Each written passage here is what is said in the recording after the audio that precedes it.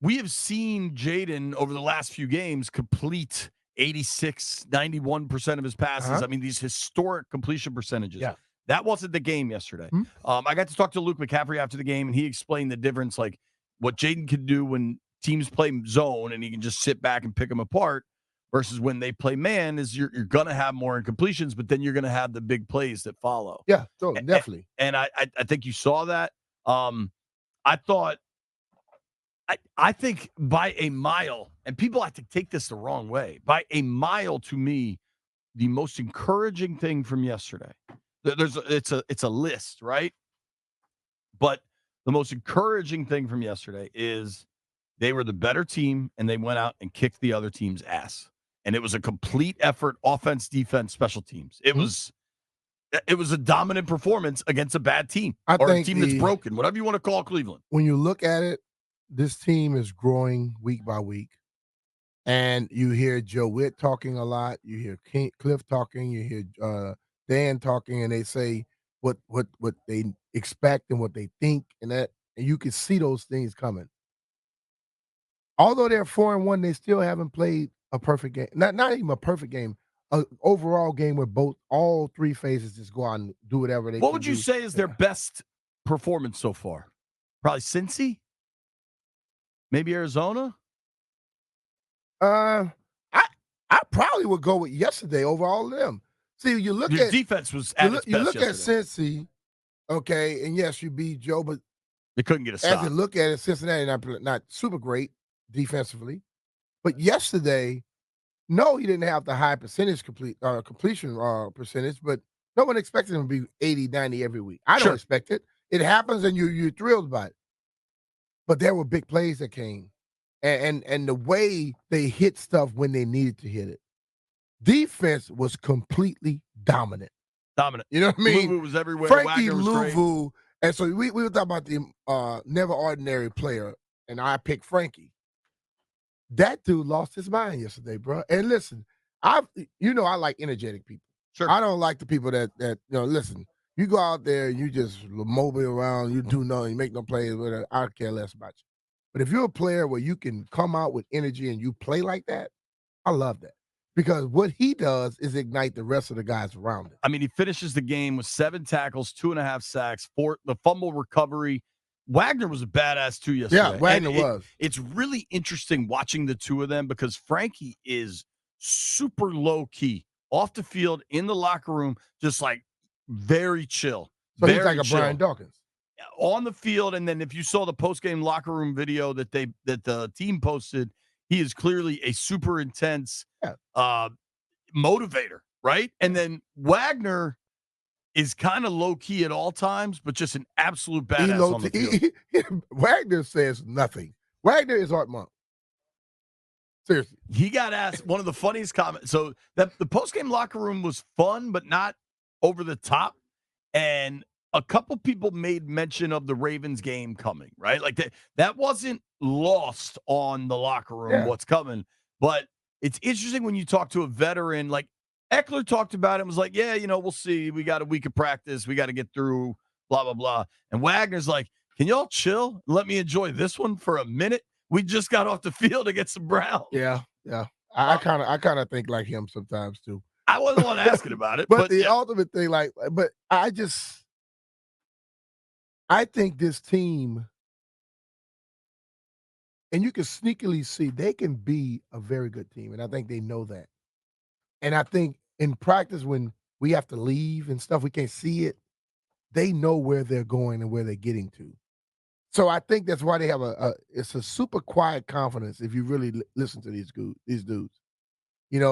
But, totally. I think it starts with Jaden. But Frankie reminds me a lot of Brian Dawkins, where off the field, you would think this dude here is too calm to be that guy that I see on the field. I told you a story about Brian Dawkins the first time we would play the preseason game, and he comes out on all fours and runs over to swoop their mascot. He lifts his leg like he's taking relieving himself on the dog's leg. On Swoop's leg. And I'm like, who the hell is that? And I heard him say, that's Dawk. That's how he is on the football field. That's what Frankie becomes. And I like it. If in case anybody lives under a rock, or I know that we have a lot of young listeners and they may not know who Brian Dawkins is. He's a Hall of Fame safety for the Eagles for a number of years. That is was considered an absolute weapon on the field. So the two things for me that stand out above all else is I love that Washington realized, we're better. We're going to kick this team's ass, and they did. They did. There was no late in the game, the Browns kind of sneak back in this thing. If you care that the final score that they were able to get that touchdown late, like the defensive players in the locker room were mad about that. Good, they should be, but they also have to live in a world with unrealistic expectations where you're shutting everyone down all the time. John Allen said, they won 34-13. It was 34-6 deep into the fourth quarter. And Allen was like, we're real pissed we didn't hold them under 100 yards rushing. That's how athletes have to be wired to constantly come up with a new challenge to challenge themselves. That was an absolutely dominant defensive performance. Yes, it was. Deshaun Watson did not want to be out there. He got blasted time and time again, didn't run very much because I don't think he wanted to get hit. I don't know what Cleveland has going. That's for them to figure out. Dominant defensive performance. And I thought that was huge for this team to show. But, Brian, for me, man, past two games offensively, they dropped 42 in Cincy. They dropped 38 in they dropped 38 in Cincy, 42 in Arizona. And that offense, I mean, legitimately, the Hall of Fame sent for one of the footballs because Jaden Daniels was breaking records for rookie performances, right? Like that offense was performing at such a high level of efficiency, explosiveness, all of it. Yesterday, especially early on first quarter, they didn't have that. They didn't have that gear. I mean, their first two possessions in a world where we've gotten used to them scoring all the time, their first two possessions was a 3-and-out. I don't know the last time we saw a straight 3-and-out. It's one thing to have to punt, but a 3-and-out was like, that's weird. Their first drive went -9 yards. And you're like, damn, Jaden took the sack. This Browns D-line is what we're hearing about. The Browns defense has really good lateral speed. So a lot of that stuff they were trying to the edges just wasn't there. They went punt INT on their first two possessions. And the INT comes after a beautiful. Jaden escapes out of a sack, goes downfield to Terry. Terry gets tripped up at like the 2. Jaden has an easy touchdown on second down that he misses to Ertz. I don't know if Ertz kind of sat down on the route. Jaden thought he was going to keep running. I kind of think he just missed it because I think he threw it kind of back of the end zone, whereas Ertz was running parallel closer to the goal line at the front goal line, I suppose. And then on third down, he's pressing a little, throws the pick to JOK, and it's like, damn, what is going on here? All of a sudden, offensively, they don't have it.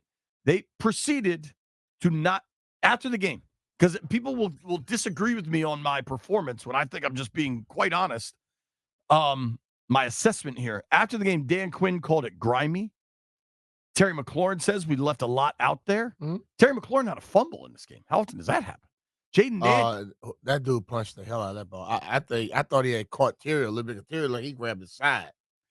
He threw a punch. Terry went for a $115, I think. It was clearly pissed postgame. So head coach calls it grimy. Terry says we left a lot out there. Jaden Daniels opens his comments basically by saying, I still got to be better. So whatever you think of that offensive performance yesterday, it wasn't their best. But see, that's the thing about it, though. And they still scored 34 and beat the hell out of Cleveland. The thing about it is that you don't always play your best in pro football. You have to be able to still win when you're not playing your best. I think that's the most encouraging thing we saw. But for me what I like is that they have shown that they don't fold when something bad goes wrong. When something happens negatively, they don't fold. They still believe. And it's a lot with Jaden, but a lot of these guys have been through this stuff. You know, B-Rob didn't get as many carries. He got 2 touchdowns. Eckler comes back and makes a mark. I told people, Eckler is an impact every time he's out on the field. Yeah. But the ultimate thing is 6 carries for 67 yards. Yeah, they have shown that they have the capabilities of overcoming stuff. And that's what I think, for me, is the best because it hadn't been like that for a long time. When something went wrong, it went terrible. Things go wrong now, they shake it off. And they reassess and they come back and they make plays. I absolutely love that. I'm with you, B. I think good teams, great teams, perhaps, they win in different ways. And I think you've got to show that you can win in different ways. Now, this result, the final result here is going to look like previous results, right? Like they're piling up points. It's going great. If you're just looking at box scores, if you're just looking at box scores from the last two games, this doesn't look that different than Arizona. The final score in Arizona was 42-14. Final score with Cleveland's 34-13. They were very different games. Mhm. And I think that you can win two different ways. It is really, really important in a league where no game goes the same. Every opponent is going to game plan you differently. And I thought, dude, think about this. I don't think they played their best offensive game. There are people that want to get upset with that assessment, but it's what the coach, the quarterback, and the star receiver all said too. Two plays, B. So it's 34-13 final. It was 34-6. The last touchdown by the Browns was total and utter junk. Even after Deshaun Watson tried to just quit playing on a fourth down play where the head coach set to play in and he just jogged off the field. Good luck figuring that out, Cleveland. Good luck with that mess. But 34-13 final. He throws a pick at the 1 yard line. Say you don't score there and they kick a field goal. Mhm. That's 37. And then Terry has a touchdown. He dropped it. Jaden dropped on the left-hand side on the far end. That's Hey, a man, beautiful throw. those in the trash can plays they practice, throw through all year, all season, they work. Because De'Ami Brown, he put that one right. The Diami throw was just beautiful. The 66-yarder, I mean, I also think we saw real growth from Jaden on that. Think back to Tampa, which was only 5 weeks ago, Mhm. folks. Think about the growth of this young man. Tampa, everybody's worried he runs too much. Yeah. He's taking off too quick. He's not keeping his eyes downfield. That throw to Terry, go back and watch it. He's got 15 yards easily green grass ahead of him Yeah. as he escaped out of a sack that maybe 5 quarterbacks in the NFL can do. It escapes the pocket, rolls right, doesn't take off running for what would have been an easy first down, keeps his eyes downfield, sees Terry deep past everybody, and just lets it go on the run. I mean, that Yeah. is such an impressive play. The thing about it is when we were going through all of the pre-draft stuff, everybody was like, the other guy had a higher upside and all this type of stuff, and I'm like, "You think the other guy and you think Jaden wasn't gonna improve?" And we're watching every week he does something different, you know, and the ball to Terry was right, like, in the middle of the field when he caught the ball. Right. So, for those that say he doesn't throw it in the field, that was in the middle of the field. You don't have to put your best effort out there if you are constantly doing the right thing. They can work in your, benefit, and defense came around, and we hope they come around and continue doing it because they got a task this week coming up. Yeah, I mean, this is gonna be a Yeah. different beast, right? And I think everybody's aware of that. And we got all week to look ahead to the Ravens. And I know not everybody's going to allow to enjoy this one because of, you know, whether it's a rivalry or not, I don't know, but it is certainly a regional rivalry, It's 2 towns that have a little disdain a for each other. resentment, Yeah, certainly. resentment. But And I I would think say the most classiest thing ever was the game ball to London Fletcher. hell yeah. Yeah, It was great to hear yeah. London on our sports final show last night we came on the air at 1:45 in the morning. We do a radio wave segment where they play some of the cool audio and match it Mhm. up with the video. Kerwin does a great job with that. And it was great to hear London back on the call. Obviously, if you know us, we all love Fletch, and we are absolutely just thinking of that family as they go through a lot. As for Commanders fans, though, 4 straight. And B, you know what's so different is when they've had these playoff runs of the last 20 years, right? Um, the Gibbs team in '05, if I got my dates right, they were just good. And they got hot late, but they didn't have to get hot late. They Mhm. were good most of that year. The Sean Taylor playoff run was obviously an emotionally driven late in the season win streak. Unfortunate circumstances led to that, right? The Robert year, they got hot late. They ended up winning 7 in a row to get in. Mhm. the Kirk year. They kind of were back and forth, back and forth. Remember that you liked that game, the Code Red? They Mhm. got hot late and got in. The Heineke 2020 COVID year was incredibly bizarre. They got in at 7-9, almost won a playoff game, whatever you want to say there. None of that has felt like this. Mhm. They're good out of the gate.